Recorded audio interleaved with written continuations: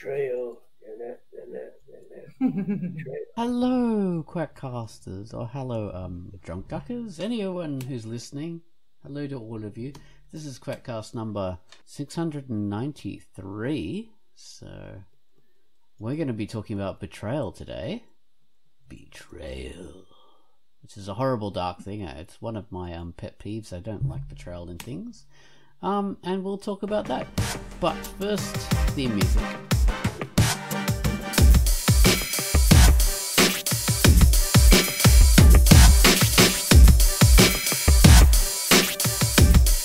That was our theme music.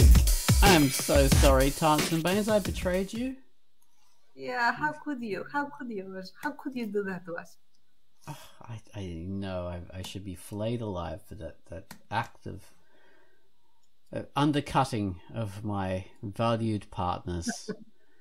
So here, of course, we have Tarts and Banes. Hello, guys. Hello, hello. Hello.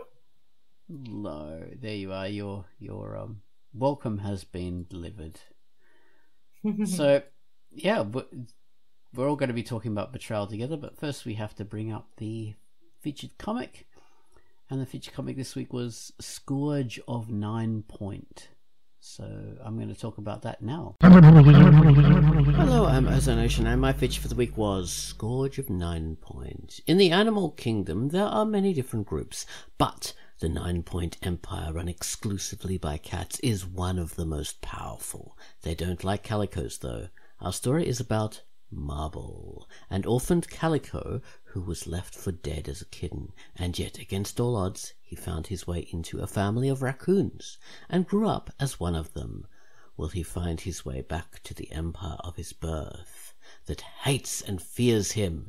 This is a furry fantasy comic with some comedy, action, adventure, and drama. The art is nicely honed and painted in a flat shell-shaded style without outlines. It is all digital. It's a really fun little anthro story. So, and it's only just beginning too, so there's only like, 30, 40 pages, something like that so far. It's just picking up steam, so you can really read along and get into it. You don't have to be intimidated by the size of an already completed, huge comic. You can get in the ground floor and start to really enjoy it. Scourge of 9 Point, and go along with this adventure and see just where it goes, and see if this calico is the chosen one. So this is a comic by Bones McCain. It's rated T for teen. Read it. That was Scourge of 9 Point. So that's a pretty interesting, cool comic.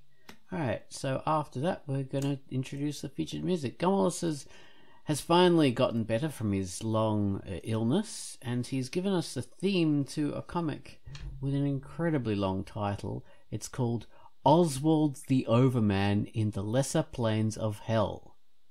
So it's quite an involved title on that comic. Yeah, and the music is starting off cutesy and friendly and pink. This tune quickly spirals down into surreal, mind-melting weirdness, followed by a little bit of Louie Louie on the keyboards, just to get back to a feeling of a party mood again. So take it away, Gumulus, with your theme to Oswald the Overman in the Lesser Planes of Hell. Louie Louie, oh, da da da, bum bum, da da da, da da. That's actually the lyrics. So nobody knows. It really is. Oswald the Overman in the Lesser Planes of Hell. Yeah, yeah.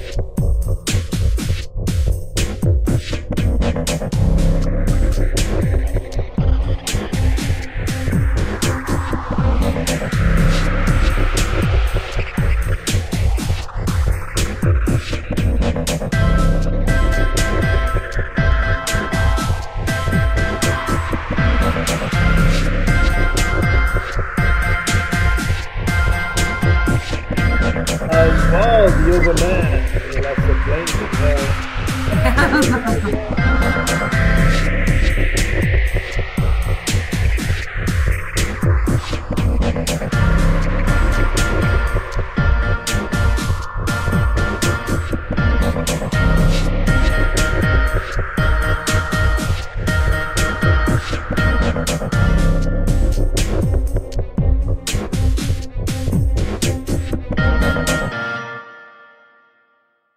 And that was the theme to Louie Louie. No. That was the theme to Oswald the Overman in the Lesser Planes of Hell.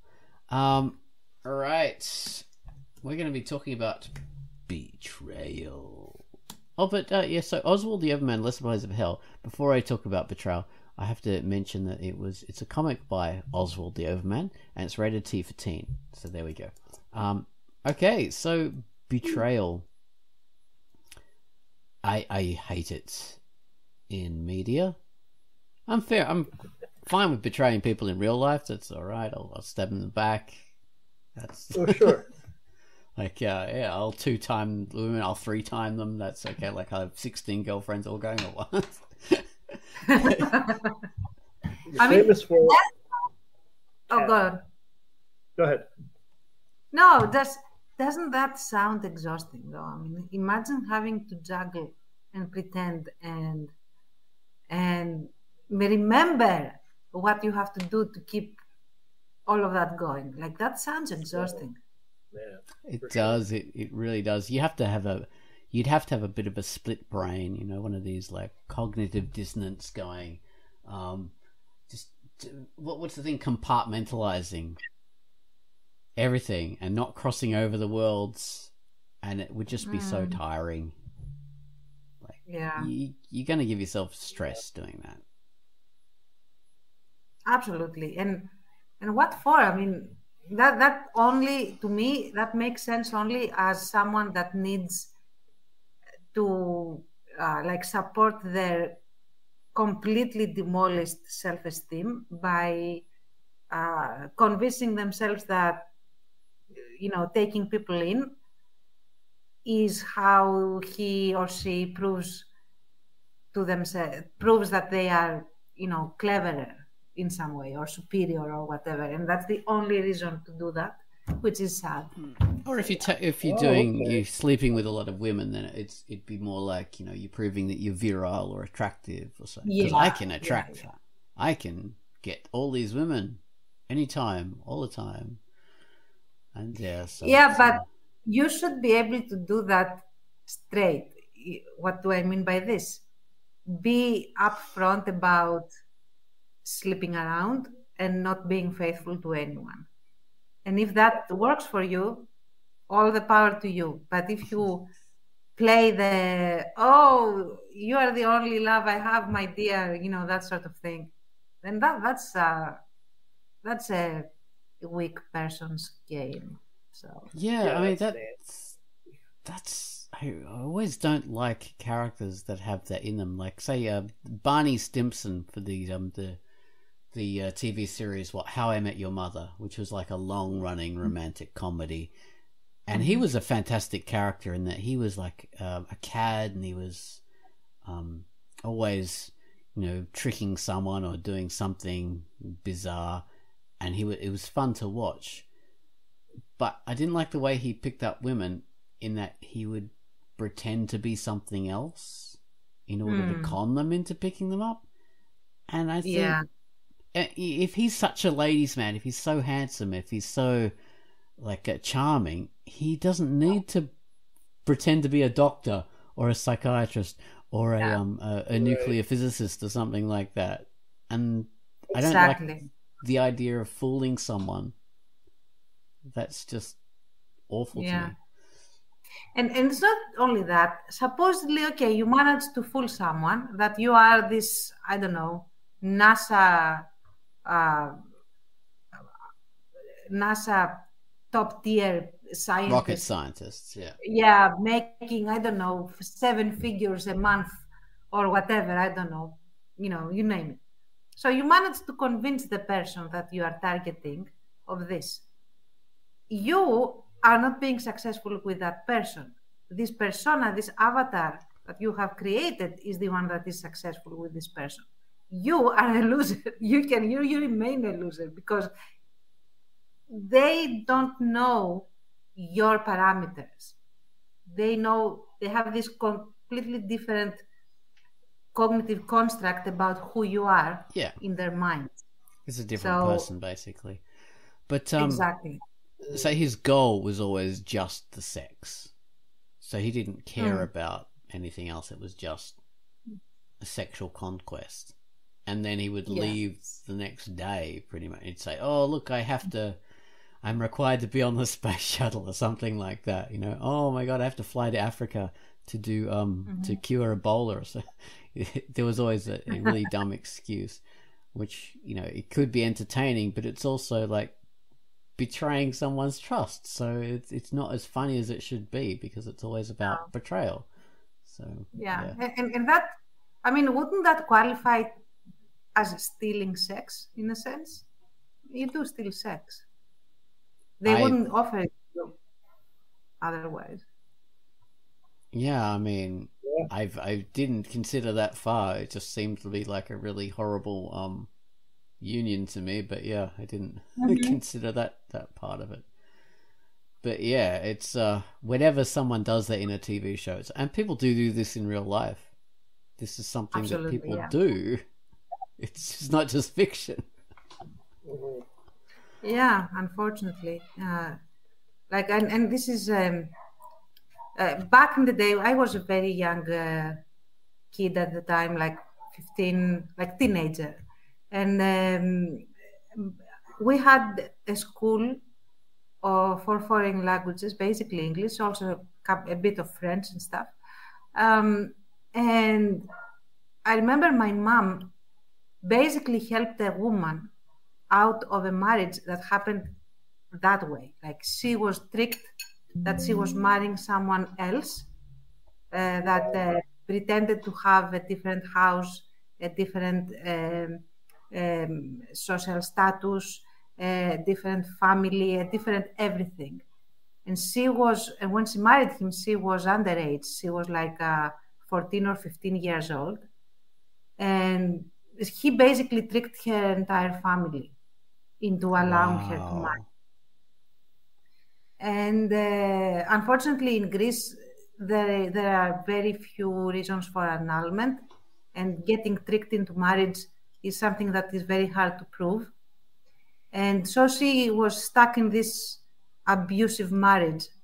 And if not for my mom, she probably would have died in that marriage. So, but mom helped her get a divorce very, very quickly. She told her what to do and coached her and helped her boost her self-confidence to go ahead and take the steps. So she dumped his ass and also got a lot of money. But after like 10 years of hell or something like that. So. Wow. That's terrible. So she was stuck in a relationship for that long. Oh my God. Yeah. And he just wanted basically an indentured servant, I think would be the term in English, like basically a slave for everything, including sex. So. Oh God. Well, there we are, real life versions of this kind of thing. Well, I mean, that's a very different thing from what Barney Simpson's doing. He would not do that, but yeah, that was that's horrible. But so let's see. There's romantic betrayal, which we've covered. There's political betrayal, which is just as bad. And a famous version, of course, is the old Julius Caesar by Shakespeare. And a lot of Shakespeare plays have betrayal in them because that was a really common theme. So probably anyone you could name probably has some betrayal aspect in it. But that's very famous because it depicts like a real situation in that Julius Caesar was betrayed and killed. Yeah, and that's kind of the central. Literally backstabbed. So Yeah, that's where the thing comes from, I imagine. yeah. Yeah, Shakespeare, now that you mention it, has a lot of betrayal in it. Yeah. Now that I mean, from Macbeth, Othello, Hamlet. The sort of backstory of Hamlet. Yeah, absolutely. Yeah, all through him. Romeo and Juliet betray common sense. Yes. Frequently, especially at the end. Oh no, Hamlet. Yes. Yeah, at the end of Hamlet, everyone betrays common sense too, because everyone dies. Yeah. Except the one that lives to tell the story, and is probably the one that remained that kept the common brain cell a little too long. Is it Horatio or? Yeah, I think it was. I don't remember because I didn't like I loved Shakespeare, but I didn't love Hamlet. Like I didn't like him. I thought he was a whiny dweeb basically, and I could never get behind his cause. I don't know why. I mean, I think he actually. Yeah, I don't know. I think he actually is. There's no character in Hamlet who you can like. They're all awful. Hamlet's mum. Ophelia is an idiot.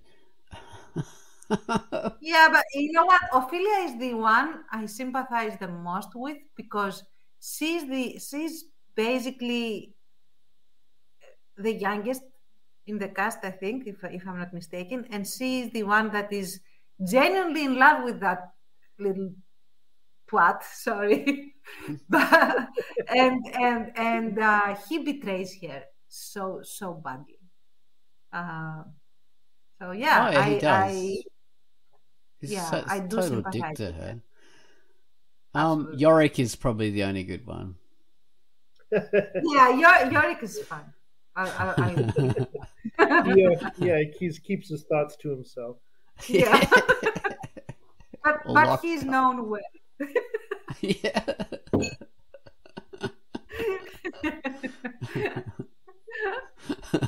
How now a rat? Isn't that from Hamlet? There you go. Is it? Is it from there? Isn't that a famous line he says when he stabs someone behind the curtain? Oh yeah. It's been so long, but I think so. Yeah, you're right. Absolutely, yeah.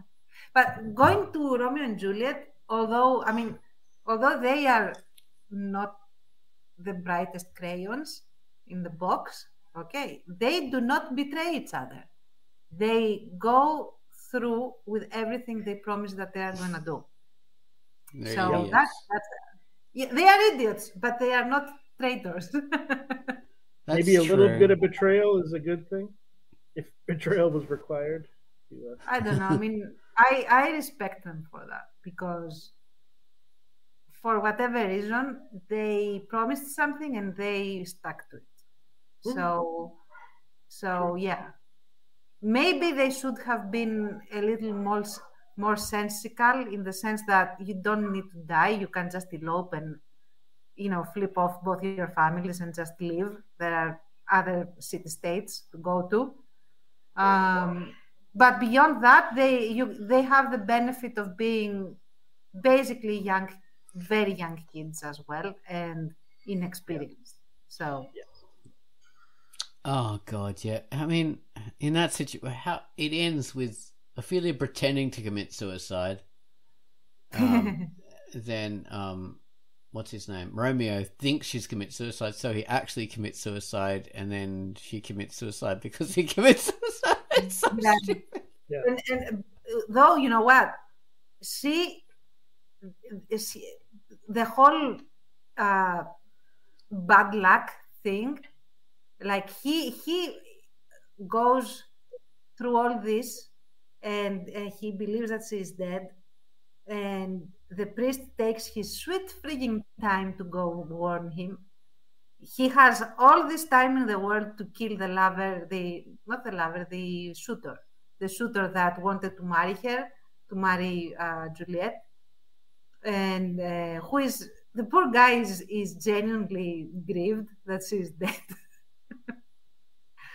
So there's also that, and yeah, I mean, this could have been saved in a lot of ways, but you can see that Shakespeare didn't want them to survive, so he makes every effort to keep them from surviving, basically. Oh yeah, he loves a tragedy, a good tragedy, yeah. Which is a separate Quackcast. We'll have to do a Quackcast of tragedy.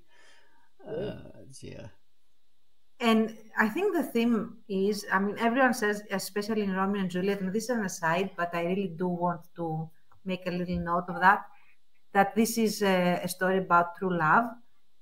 But I don't think that's his intent. I think his intent is to show that you are going to lose the most precious thing you have if you push beyond reason, which is what both their families are doing. So they lose their kids because they will not give way, although they see the lengths that the kids are going. And this could have an amazing happy ending.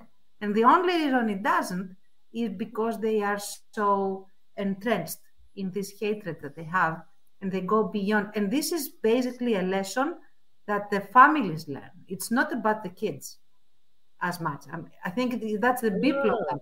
I think the A plot is the families that go against each other, and they basically lose everything. They lose everything. Even though they are still rich, it doesn't matter. So. Yeah, they lost their scions. Yeah. Well, okay. Other aspects of betrayal. Oh yeah, one of the things I hate with Betrayal is when the bad guy, like this guy is like the or this woman is like the chief bad guy, the boss. They kill one of their subordinates for doing a bad job, and that's a betrayal. Oh, that's stupid. That's not just betrayal.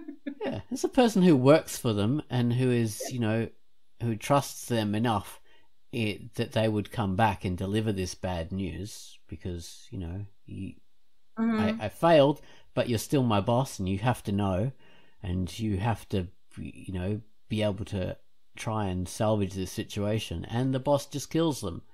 And that's just, oh my God, that's a horrible betrayal. I hate that. Yeah. And like you say, it's stupid. Like, anyone who does that really wouldn't survive as a bad, a baddie, a boss for very long.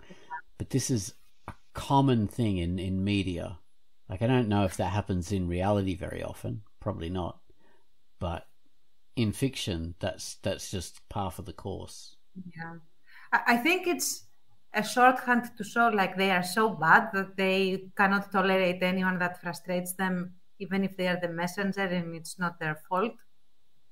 And that's why we see it so much in stories, which is like really, really stupid, because you would run out of help really quickly. Yeah. Yeah. I understand if you have to discipline to someone, like someone goes against their iron hand and like crosses their authority and they have to send a message. I can see that as a thing that they have to do, especially like in Kill Bill, Oren Ishii has to behead one of her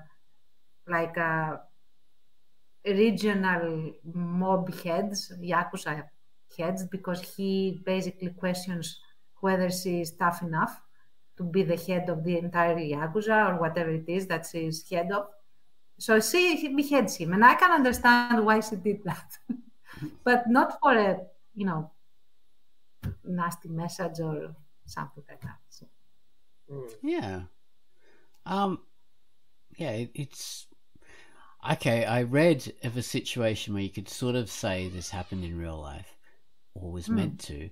I was reading about the Battle of Tsushima Strait. So this was a famous sea battle between Imperial Russia and Japan, and Japan famously destroyed the Russian Baltic fleet, as they had sailed all around the world to try and liberate their Port Arthur, which the Japanese had taken.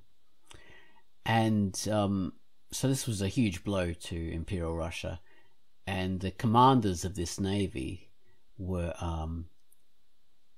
sentenced to death, basically, because of that. Although I don't think any of them were killed, because the Tsar himself intervened and said, you tried your best. This was a terrible situation. I'm very sorry this happened to you. But he wasn't able to get them out of. They still had to serve in prison, but he was able to commute that and commute their death sentences and things like that. But yeah, so that the courts, the laws were such that these people were sentenced to death because they failed. So yeah, at least there's that, although they weren't killed. Yes. Sort of reality. So killing subordinates is one. Oh, sorry, you going to say something? Mm-hmm. Yeah, I was going to just add another historical tidbit from Greek history. When Greece suffered between World War I and World War II, Greece had the biggest territories ever, spanning across the Aegean into Asia Minor, thanks to the Treaty of Sèvres. Anyway, I don't know in English how the town is called, but Turkey wasn't okay with this, obviously, and there were a lot of things that happened, a lot of betrayals that happened on the highest political levels. And eventually there came the sacking of Asia Minor, where in 1922, where basically the Hellenic population that had existed there for millennia was basically ethnically cleansed. So for this catastrophe, there was held the trial of the six. That's how it is called. And they got the generals and some ministers that supposedly were responsible for the disaster that happened in Asia Minor. And they were all executed. And of course, these people were following strict orders from higher ups that were actually responsible for what happened. So they were not, they did carry out certain orders, but it was not their fault. It was not their strategy, if that makes sense. So that is a seminal historical point where the upper tier, the bosses, betrayed the lower bosses by killing them to take the fall, basically. The fall. For what happened. Yeah, and I think very relatively recently they were retried after a century or something, and were found not guilty. But they are still executed and dead, I guess. Wow. So yeah, there's that betrayal, and that has a lot of betrayals like this. Keep the people in Greece basically divided into factions and fighting, always engaged in fighting. You killed our guys, you betrayed our guys, and you are the traitors. No, you are the traitor. That sort of thing perpetuates. So. Yeah, people sort of identify with certain groups and go with certain groups due to all sorts of factors, like political leanings or heritage or family, all those kind of factors. It's stupid, but we do it.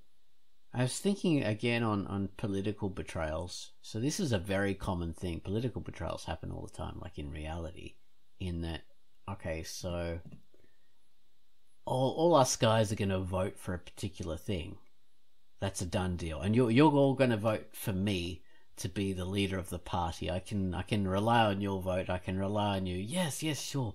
Yes, you can rely on me. I'll definitely vote for you to be the leader of the party.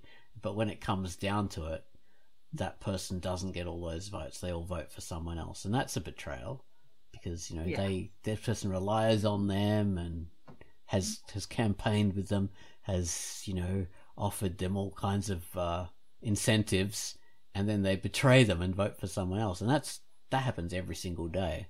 That kind of betrayal. That's one of the reasons why politics is politics. Like, people think of politics in terms of, oh, this person isn't going to give me funding for my for my community project, or these politicians, they are useless because they don't pay for the road to be down my street.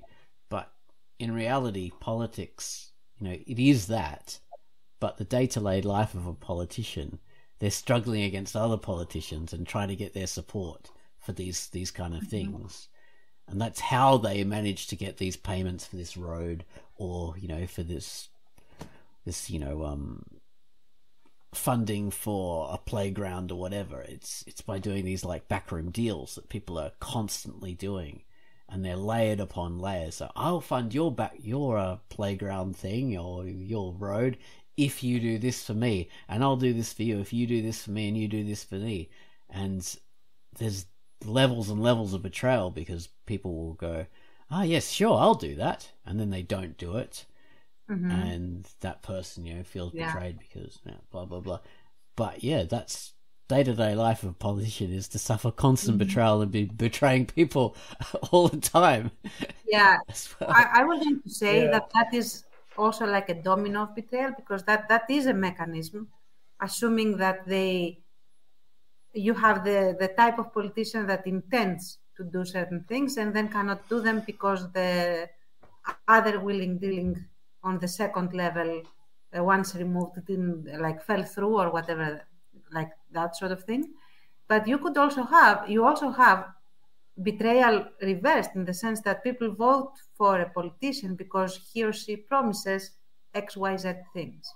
I am going to refuse this bill, not sign that, or I'm going to sign this bill, and blah blah blah, whatever cause in your mind. And then they don't do that, and the people also feel betrayed. And the thing is, they do not put it in a conditional way, like, I am going to vote for that bill if I manage to convince Mr. XY or Mrs. XYZ to fund me so that I can pour these funds on to this thing. You know what I mean? They are not saying that my promise hinges on someone else's promise. They are saying that here is this very clean quid pro quo. You vote for me, I do this for you, and there is no other strings attached. There are no other strings attached. So that is betrayal. If they were saying that, you know what, guys, I'm going to do this, provided that X, Y, Z, whatever else proviso, takes place, then that I would accept. If that makes sense. I mean, I definitely get that, but then again, you have these politicians who were, in good faith, they're promising something, and someone betrays them out of nowhere, and then they can't do it. That happens all the time too. So there's all different levels of that. Absolutely. The problem is that they often cover for that person that betrayed them, instead of saying, you know what, I made the moves, did the thing, this is where it fell through. Yeah, and that happens as well. Like, I don't follow politics anymore because of the different levels of things, and it's like there's so much you're not a party to when you're looking at stuff. You're only looking at the very kind of surface level of the stuff. So it's an awful thing. I would never want to be a politician because of that. Me neither. There is a lot of filth in it, and I can say that not just because this is a a standard thing to say, like dirty politicians and stuff like that. But just from my experience, it starts so early, it is frightening. When we were doing all our activism in the memorandum years, and we had the spotlight and a lot of following. Like we had a big following. If we wanted to, we could have had a party and get like a percentage, maybe even a good enough percentage to gain like 1 or 2 seats in parliament. That level of following. So immediately, and when I say immediately, I mean fast, like we hadn't even considered the party at the time. And people approached us saying, you know what, this is going to win. We want this seat. We want you, when you are in power, to assign us there and to do this. Like we hadn't even said, we never wanted to make a party, but they assumed that we would. And like everyone rushed to call dibs on things. Mm-hmm. Without even, I mean, I'm still shocked to this day that this happened.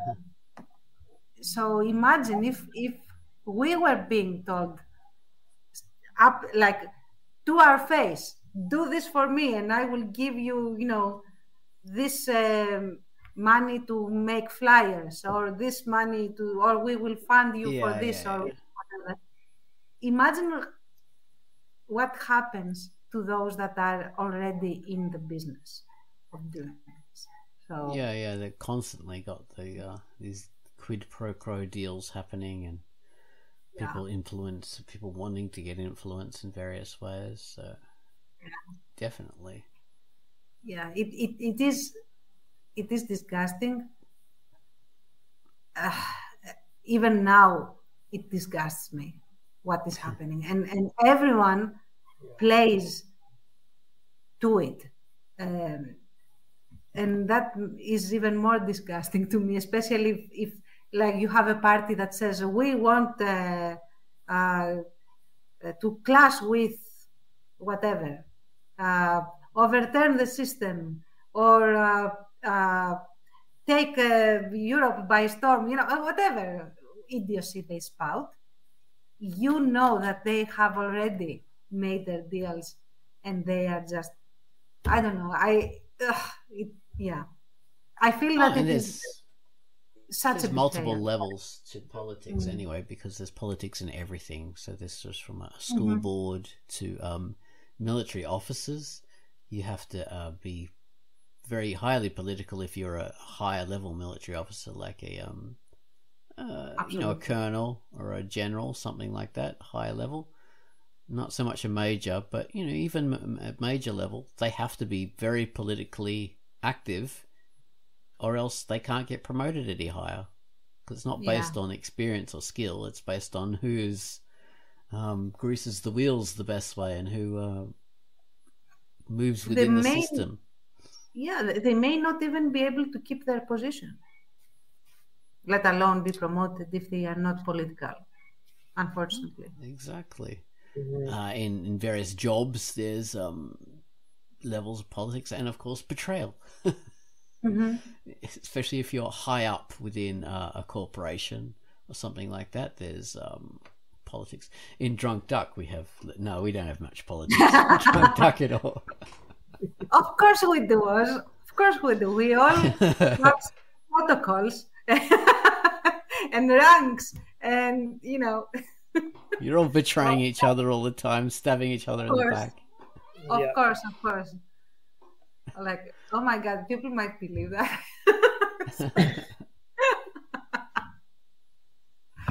It's one of the things we've always said about like a website management, not website management, but a thing like Drunkduck where it's managed by a team. Traditionally, these things, when there is a one particular leader and other people below them, you say it's like it functions like a monarchy or like a dictatorship or something like that. But I don't, in our particular incarnation of it since Volt or Dylan Squires, the old head of left, and well, he first sold it to Platinum, and then to they sold it to WoWio. So there was different levels of corporate control after that. But since it was in our hands, it was never like in that monarchy or dictatorship structure. It's more a cooperative kind of thing, I'd see. Absolutely.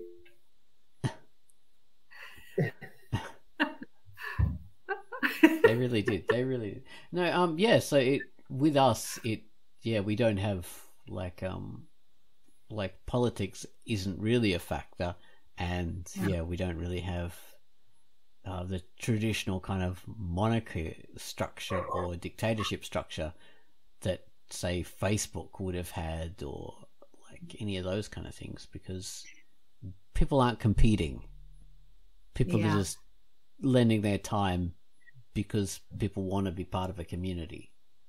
So, and I think it is ideal, and I cherish what we have.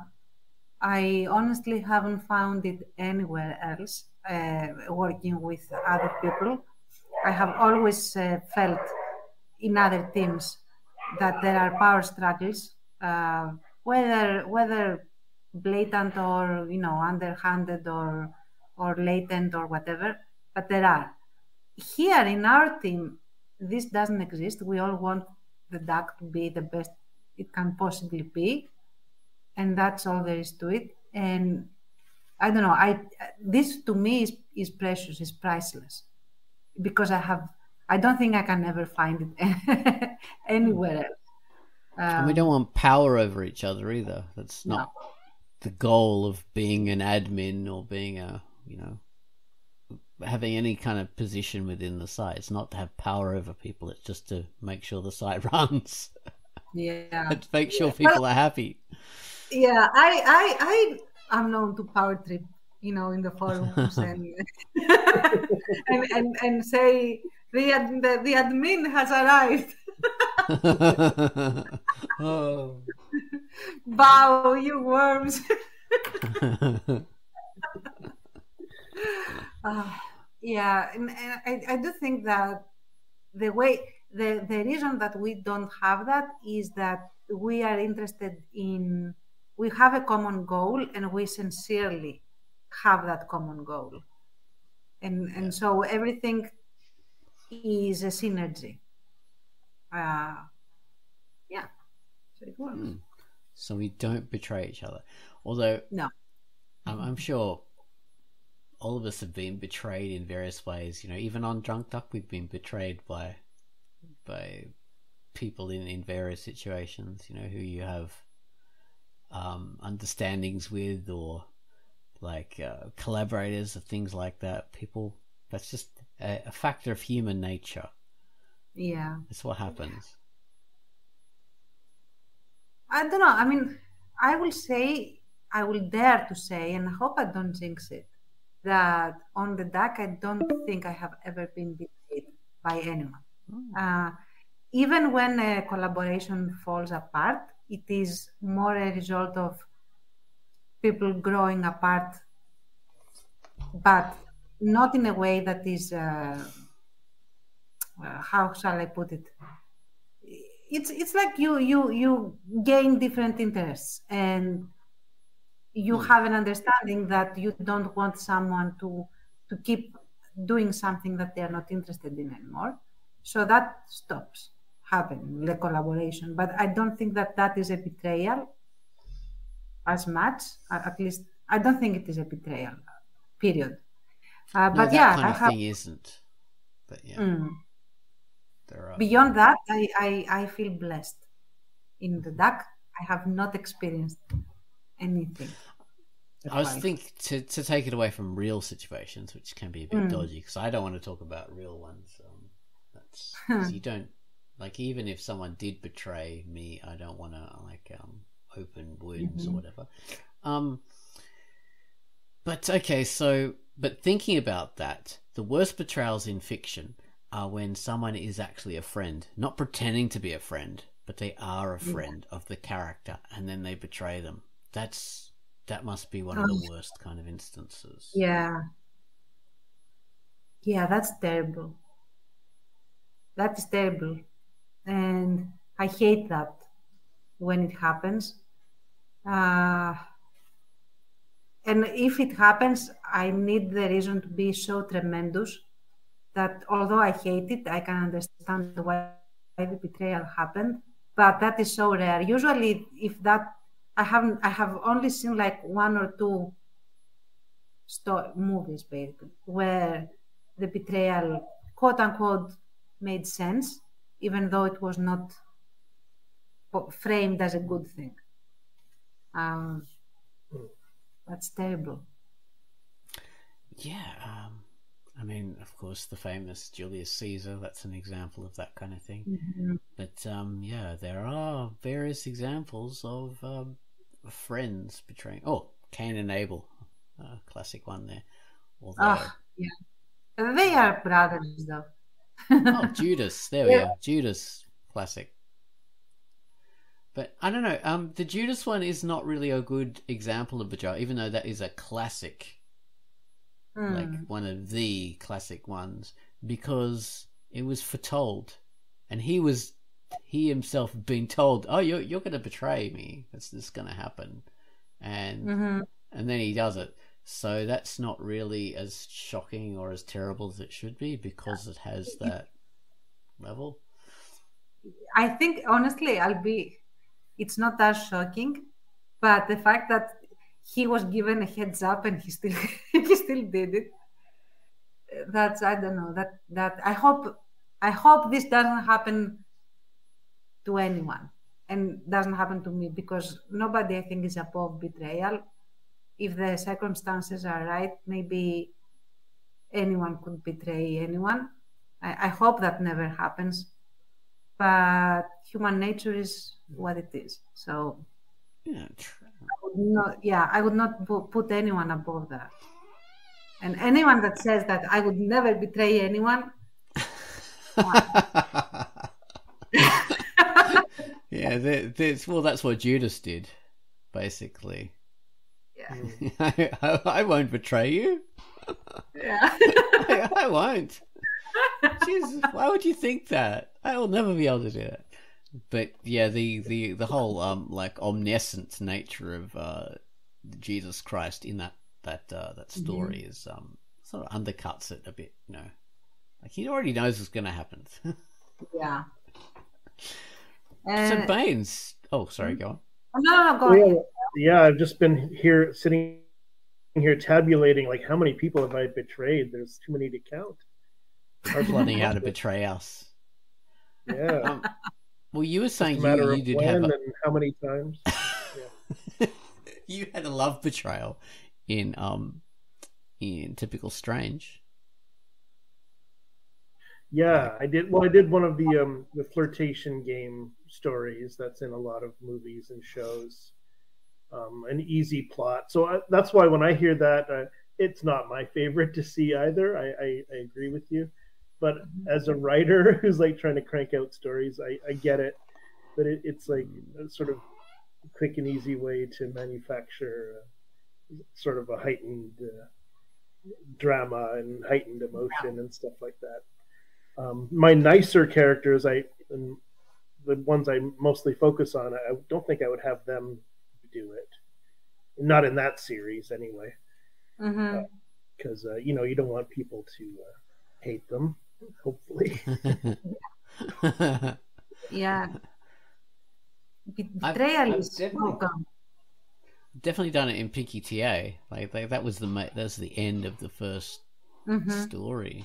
Really, yeah. Like she had been betrayed. She thought she was on this kind of mission, but it turns out it wasn't. All along, she'd been tricked by her superiors. But that was only because I was focused on like thinking in terms of anime, and that's how so many animes do stuff. Like it in the end, it's like the individual is not really serviced by, the state or who they're working for. They're on their own because, the hierarchy betrays them, and that's what always happens in many like more adult, dramatic animes like Ghost in the Shell and things like that. So I was just copying that. Yeah, It works really well though in Pinky TA as well. But yeah, I do have this thing where like that for some reason that's a default storyline to me, and I don't know. I should grow out of it, expand upon to other things. So yeah, Betrayal of Your Country. So let's see, like a really important piece of media that used that was Rambo. So in Rambo, he was a returning Vietnam vet, and he's been betrayed by his country. So not only was he sent to fight a war that wasn't anything to do with like America, then when he came back, he wasn't given any support. But then not only was he not given any support, he was actively attacked by the state, by the police, by everyone. No one gave him any support, and they treated him like a criminal, and he went crazy and all that kind of thing. So it's a good tale of that, like betrayal of the individual by the state and the things that he should have been able to rely upon, things that should have been able to support him. And even though that's fiction and that's very heightened, that was reflected in reality, because the Vietnam veterans who came back from that horrible war were not given the support by the state. They were not given the support by the community. Famously, people ended up, killing themselves or becoming homeless and, all sorts of bad things. So yeah, that's betrayal by the state. And by the way, in the first Rambo movie, they have one of the best movie portrayals of PTSD triggers that I ever like. It is very much textbook, but only in that first movie. And only for the part where he is triggered and he is basically back in the war, not all the other stuff that he does. I mean, the mental illness is portrayed very, very well. So if you want, you can reference it, I suppose. So. Yeah, right. I mean, like it's a very heightened movie, and he's. He is a super expert, like hand-to-hand fighter and, commando kind of thing. But yeah, it's I'd say it's a worthwhile film because of its depiction of that kind of thing, even though it is heightened. And the other two movies, or three movies, don't really count because they just turned Rambo into a superhero, which he never really was. Yeah, very. Yeah, that was not the point of the first movie, I think. So.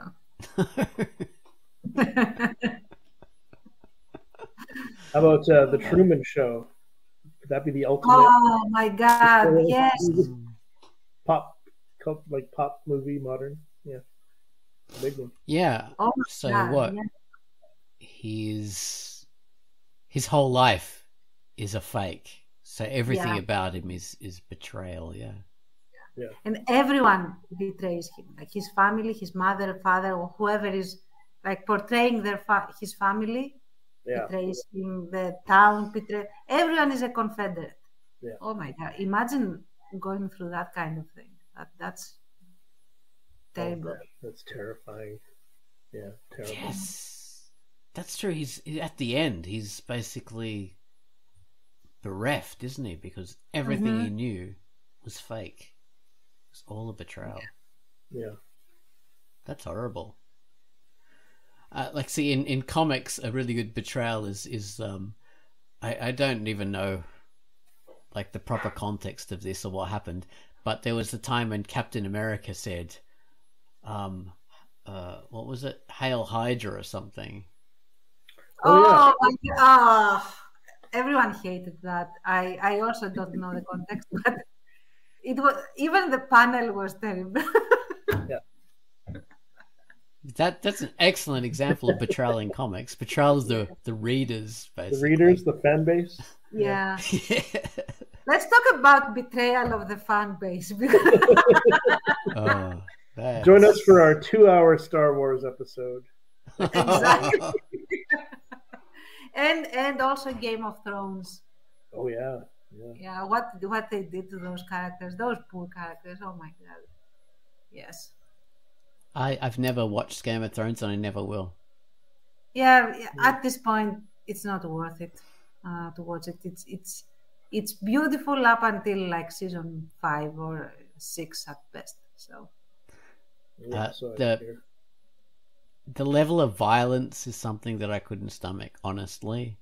I have to say I'm a bit of a pussy when it comes to this, but and the newest version as well, because there's a prequel. And I just read the other day about this prequel, and they're saying, "Oh, and this 6-year-old gets their head chopped off," and okay, all right, that's never ever gonna watch any of this stuff. It's bad enough if this ever happens in reality. I don't want to see this in fiction. Mm-hmm. Totally. But yeah, that's off the scope of Betrayal. But I mean, stuff like franchises or series or whatever that go off the rails, it's really more of a betrayal of kind of story integrity or world integrity or character integrity. Not so much betrayal of the fan base, because it's probably the wrong move to try to chase the approval of what you think the fans want or the audience wants. But if you honestly try to be true to what the thing is, and we've talked about this before, I'm sure. The world is, what the characters are in that particular thing, and then even if you stretch it a little bit in different directions, then I think most fans will probably be with you. Yeah, you'll succeed regardless, is what you say. Yeah. I mean, fans may not like it or hate. Like, for example, take the Red Wedding in Game of Thrones, where a bunch of really, really popular characters die, but it makes quote unquote sense in the story and the setting and the stakes and all that. It makes sense. So everyone hated it, but they also accepted it, and others even loved it in the sense that, oh my God, we can see that, they are not shielded from consequences. So if it is true to the integrity of the story, as you said, Baines, people will at least stomach it, in a sense. Yes. All right. Well, this has been the Betrayal Cast. We're betraying our readers, our listeners, by not giving you any more. That's the end. Yeah. Bye-bye. And Google is betraying us by kicking us out. So, bye. Kicking us in the crotch. Thanks, Google. Thanks. All right. Bye, guys. How could you?